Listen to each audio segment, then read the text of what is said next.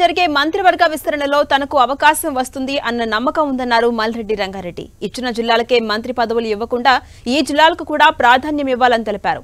Party కింది స్థాయి నుంచి వచ్చిన ఫీడ్బ్యాక్ ను తీసుకోవాలని తెలిపారు. లేకుంటే పార్టీకి నష్టం వచ్చే అవకాశం ఉంటుందని పెద్దలకు చెప్పినట్టు మల్రెడ్డి రంగారెడ్డి పేర్కొన్నారు.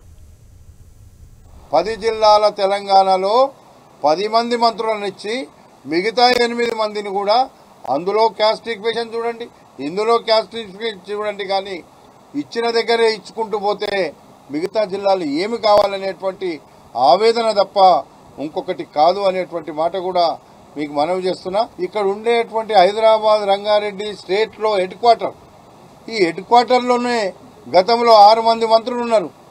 ఒక్కరు కూడా లేకపోతే ప్రజలకు ఏం జవాబు చెప్తామనేటువంటి, పార్టీని ఎట్లా రక్షించుకుంటామనేటువంటి బాధ తప్ప పార్టీ పక్షాననే ఉంటాం. పార్టీ కిందికెళ్ళి వచ్చేటువంటి ఫీడ్బ్యాక్ తీసుకోవాలి తప్ప ఏదో అక్కడ మేము నిర్ణయం తీసుకొని ఇక్కడ చెప్పిండ్రు అక్కడ చేసినామంటే చాలా పార్టీకి ఇబ్బందికరమైనటువంటి వాతావరణం వస్తుందని మాట చెప్పిన